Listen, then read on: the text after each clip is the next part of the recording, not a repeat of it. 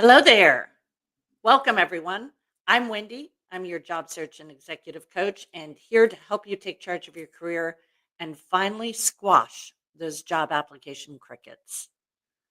Today, we're going to cover how your passions and interests can transform your job search.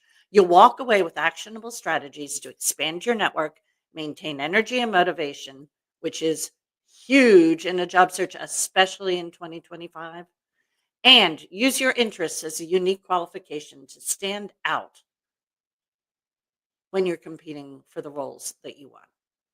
Plus, I've got a special cricket squashing cheat sheet. Say that 5 times fast. Cricket squashing cheat sheet for you at the end. Now, if you've been hearing crickets in your job search, show me some love. Drop me a cricket emoji. And yes, there's a cricket emoji in the comments. And if you're one of the privacy people that I love, great, then you drop it in the DMs. But if you can, drop it in the comments so I know you're here and you are ready to take action. Now, let's see. We have a problem here. You're hearing crickets. This is super common. I hear this all the time. Some of the things that are super common challenges that job seekers face: lack of responses to applications, feeling drained and unmotivated, struggling to stand out in a competitive market. Now, does this sound familiar? You've updated your resume, you've listened to all the experts, you've applied to dozens of jobs, maybe even pivoted your career goals, and still nothing, nada, zilch. It's frustrating, but it's fixable. So, why do traditional approaches fail? Well, first of all, it's 2025, people. This isn't your daddy's job search. So, over reliance on online applications, that's a thing. Going down rabbit holes with all the stories about ATS systems, that's a thing. Not leveraging human connections, that's a 2025 thing. And that's got to change. And focusing solely on skills and experience without showing any passion, that's got to change. Okay. So, our solution is to use your passions and interests. First, we're going to network expand with passions and interests. Your passions are your bridge to real human connections. Networking isn't just about LinkedIn requests, it's about shared interests. I would actually put that backwards, actually, if I think about it now that I'm saying those words when I was preparing for today. Put your interests, your passions and interests first. Connect with the people you know in real life through your passions and interests, or online through your passions and interests, but in other places on LinkedIn. Why? Because you don't know who they know. And you might be like, yeah, I play D&D with the guy, but they're not in my kind of tech. They don't know anyone that I need to meet. You don't know who they know. Or what about the people that you play music with? Hey, I'm a musician. I've made a lot of friends by playing music. These days, I make a lot of friends by going and hearing friends play music too. So think about that. You don't know who those people know. And that's the power of LinkedIn. And when you mix it with your passions and interests, that's where it becomes magical. So, yes, identify interests relevant to your field. Yes, that's true. Join communities, attend events, contribute to discussions around those interests. All of that is super valuable. But I'm telling you something else. And I want to share a little secret with you. You want to know what Nashville does better than Silicon Valley? If you're comparing the two tech worlds, I'll tell you. Now, I might be a little biased because I've had a program called Career Design for Your Whole Life for about 20 years. And in my 20s, I ran youth and family services for the YMCA. And my job was to make sure that parents could focus on work at work because they knew when their children weren't at school, they were well cared for in a program that developed their mind, body, and spirit. And the person in charge of those programs was me. So I've been about people's whole lives since I was a baby right out of college. Okay. So moved here almost 5 years ago. And the difference between Silicon Valley and Nashville, specifically the tech people in Silicon Valley and Nashville. In Nashville, people have whole lives. They have passions and interests outside of work. Music, art, community engagement, church engagement,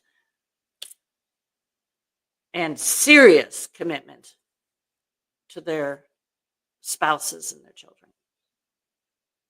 Yes. So passions and interests. When I go to tech events here, I find myself having conversations not just about the tech startup that person founded or is working for.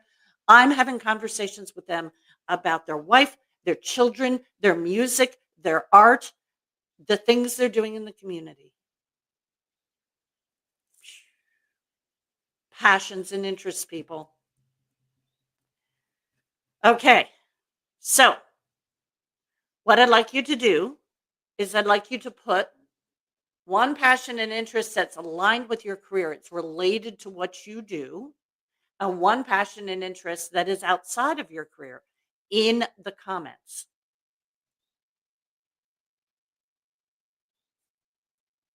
And you can DM me if you want, but put it in the comments, people. Share some love. Okay. So now we've got network expansion. We covered that. Let's talk about energy, stamina, and mindset.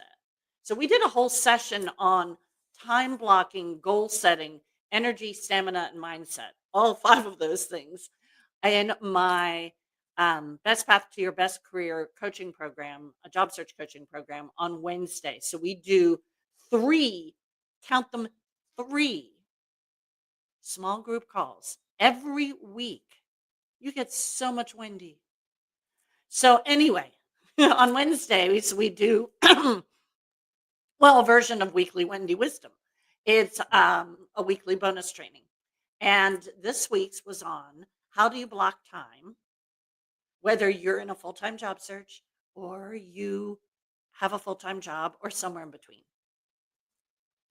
And we talked about not only what goals you set and how much time you're carving out and when you're carving it out and all of that and time of day that works for you, then yeah, that started to get into the energy thing. So if you're in a full-time job search outside of, say, parenting obligations, how do you manage energy and stamina with regard to your job search? Because job searches are hard, especially the last 2 years. And so we talked about that. Super, super critical component to having a successful job search. A successful job search requires mental resilience. Incorporating your passions helps you stay motivated and avoid burnout, or just avoid avoidance, which is actually one of the biggest issues for most people with their job searches. Now, if you've ever listened to me do my training on Rock Your Interviews, the inner game, you know that I tell you to do old YMCA program director, here we come, mind, body, spirit practices the morning of every interview. It's game changing. Do a whole thing. There's a picture of Barry Bonds in the slide deck, if you've seen the slide deck version of it. And I talk about the fact that, yeah, I know everybody hates him unless you're an SF, but that's not the point. And I talk about this practice he had to develop his vision that I learned about from his ophthalmologist, or actually the team ophthalmologist. So anyway, I'm a mind, body, spirit girl when it comes to getting ready energetically for every interview. But when it comes to your job search, it's actually equally as important. So you need to boost that mental resilience. Incorporating your passions helps you stay motivated and get that stuff done. So make sure you're dedicating time weekly to activities you enjoy. That's another thing in the Rock Your Interviews. It's have fun within 3 days of the interview. So once again, we're talking about two kinds of passions and interests. The ones that are work related, now is really a good time to really dive into those, especially if you're in a full-time job search, meaning you are unemployed, because that's a way to keep your skills sharp, keep things going. So huge thing. Um, However, the passions and interests not related to work are going to be what gives you the mental resilience to do the work of your job search. Super, super important. Definitely build a routine that includes times for breaks, for personal projects. Now is a really good time to spend some extra quality time with your family, whether your family is elderly parents, whether your family is your spouse, whether your family is your children, adult or still at home. Definitely take advantage of this time. The time is precious. Definitely. So, what I'd like to hear from you now is drop in the comments. What's one activity that energizes you? If you do it before you start your job search activities each day, you are energized and you're ready to go and you're ready to focus. What's that activity? That's what I want to know. Drop that in the comments or be on the down low and send me a DM. Okay, now let's talk about showcasing passions as a qualification. This varies wildly. I have everything from a former professional athlete going after sports tech to people who are serious hikers and their background image has them carrying this backpack that I don't think I could carry from one end of this room to the other, to a 60-year-old climate change activist who we need to demonstrate that she can actually do incredible things. So the image is about that. To the triathlete, to my artists and my musicians, those kinds of things. We want to do that. What did my background image used to be when I was an executive on LinkedIn, when I first joined LinkedIn?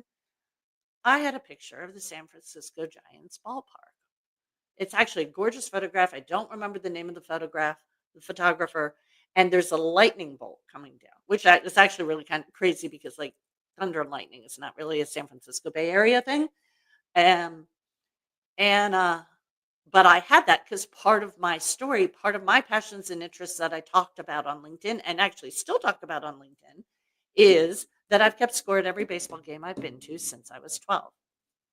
I do not reveal what year that was, but anyway, um, that is one of the things that I always tell people to do on their LinkedIn profiles, whether they are a job seeker or an entrepreneur, because I do help entrepreneurs with their LinkedIn profiles also. So if you know anybody like that and they're like, I hate LinkedIn, I don't know what to do with it, you send them my way, I'll help. But either way, everybody I help, I tell you at the end of your about section to say, when I'm not doing whatever it is that you do, three things. There's three things that need to be very different, each of them targeting a different kind of interest and passion, so that one of the three is guaranteed to help you connect with the reader of your about section. What are mine? I've kept score at every baseball game I've been to since I was 12. I got the sports fans. And by the way, I just said that in real life to a couple of dudes I sing with, and they're pretty serious about their sports. This isn't a Major League Baseball city, but we have AAA baseball and we have a really good college team. And their eyes just got really big when I told them I kept score. It's serious cred, people. So I get the sports fans. Then I say, I'm a classical choral soprano. Yeah, speaking voice is deep. I'm a soprano. I rock the high notes. So, what's that do? That connects me with the musicians and artists out there. It doesn't matter whether you're a songwriter here in Nashville or um, you love punk rock or you're some kind of artist. It doesn't matter what you are. It's one way to connect with the artists and musicians out there. And then I used to have a reference to bacon, cooking with bacon and butter until I had to give up pork. So, because it triggers fibromyalgia for me, not for everyone. You keep your pork, enjoy it. Anyway, so that was my third thing. So if I can't get you with the sports and I can't get you with the music, and then I'm going to get you with food. So now I talk about my dinner salons and cooking and things like that. So serious use of passions and interests because people, and I know I can hear the HR people saying, well, this shouldn't be this way. I hear you. Human beings are human. They hire people they like. Let people know who you are as a human in ways that are accessible and likely to connect with people. So we do that in our about section. Sometimes it actually even can show up on our resumes. Not often, but sometimes. That professional athlete turned sports tech guy, yeah, we have a resume where we talk about his sports background. I have on my LinkedIn profile, which has more space for this kind of thing. In the volunteer section, I have my entire resume as a classical choral soprano. All the really cool places I've sung, Carmina Burana at the Grand Teton Music Festival, the Berkeley Jewish Music Festival. I sang what I believe is the only opera in the opera chorus for the only opera in Hebrew. I think that's what it was. I've toured France singing. I've sung in 3 amazing church choirs in Maryland, California, and Tennessee, and I've sung in the San Francisco City Chorus. So, working on adding another Nashville-based chorus to that list. Um, so I've got that whole thing there. LinkedIn is a better place for these things. Resumes, we usually don't do it, but as I said, that professional athlete, we did it. I also have an artist and musician who is, we just finalized her resume yesterday, and we've got a fair amount of her art and music stuff on her resume because it's highly relevant and because the jobs she's going after are either in event spaces or organizations that are about arts and music. So her background in arts and music, important. Um, I'm not a big fan of cover letters. You write them when they're required. So not really a thing in my world. But sometimes passions can come up in interview answers as well. Sometimes also like the resume carefully chosen. Um, Sometimes, however, it's about how it connects you with the company's product or customers. And that can be game changing. So I tell this story a lot. Mechanical engineer degree. His first job he gets before he meets me, he somehow moves from South Carolina, where he went to school, to Houston, works in oil and gas, runs these multi-million dollar projects.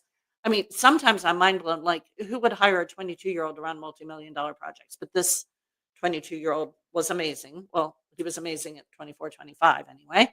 So I'm pretty sure he was pretty amazing at 22. He wanted to move into product management. He wanted to move out of Houston. And he's the dude that applied to like 1,800 jobs. Talk about him a lot. And I mean, the work ethic on this guy. And when we start working together, um, one of the things that I have people do as part of their initial brain transplant with me, yes, I call it a brain transplant, is tell me about their passions and interests. And I also find out about like part-time jobs they had growing up and some stuff about their extended family. Well, this guy had worked every summer in high school and college for his uncle's contracting business. And so we're thinking about how to give him an edge for entry-level product management roles. And we found this company that made an app. Who were their customers? Contractors. I'm like, bingo, ding, ding, ding, ding, ding. We have your in. And he's like, what do you mean? I'm like, so let me tell you about your typical tech startup, at least in Silicon Valley. Less likely here in Nashville. It's like, for the most part, the people working in venture-backed tech startups, the contractors they know built the extension on their house. You actually intimately know the business on a personal level because you worked for your uncles. It was a family business. You know what they dealt with running their business, and you worked for them. You worked in the business. And your typical tech startup product manager does not have that experience. This differentiates you from everybody else. It doesn't matter what fancy school they went to. He went to a pretty fancy school in South Carolina, but it doesn't matter. It doesn't matter if they started in software engineering instead of a degree in mechanical engineering. It doesn't matter if they actually had some cool tech company experience before applying to that company while you were in oil and gas, which is completely, quote, irrelevant to a tech startup. Guess what? What matters is you know the customer. So when you're thinking about passions and interests, expand that to kind of what do you know from your family? It could be game changing. And that could align with the company's mission and their target customer and their product. So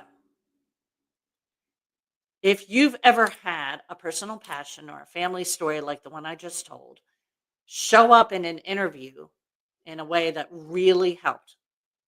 Tell us about it. Drop that in the comments. Now, you ready for your homework? I'm kind of famous when I do in-person speaking events now and love doing them. So if you're listening to this, if you think I've got energy now, you should see me in the front of a room. So you've got homework. Are you ready? The Vanderbilt students I spoke to earlier this week did their homework and they rocked it. Okay, your homework. Step 1, create a list of your top 3 passions and interests related to work, your top 3 passions and interests completely unrelated to work. Identify 2 to 3 ways each one of those can help in networking, motivation, or positioning yourself as a candidate. Commit to taking 2 actions this week. 1 in the category of the passions and interests related to work, 1 in the category of passions and interests that are not related to work. Okay? What are the 2 actions you're committing to this week? I want to see those in the comments. I want you to have the experience of community accountability. Do the homework. Now, as promised, I've got my cricket squashing cheat sheet.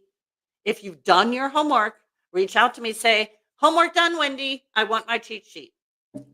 And you can do that in the comments. You can do that in the DMs, and I'll send it your way. Now, I want to remind you, what did we learn today? We learned how to squash those application crickets by expanding your network with your passions, staying energized and motivated during your job search, and showcasing your interests as a professional strength. Okay, do your homework.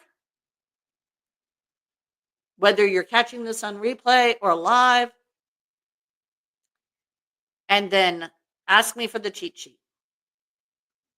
And if you would like a little bit more of this, helping you stay energized and helping you squash those crickets, reach out to me and let's get on a call and talk about how we can light a fire under that job search.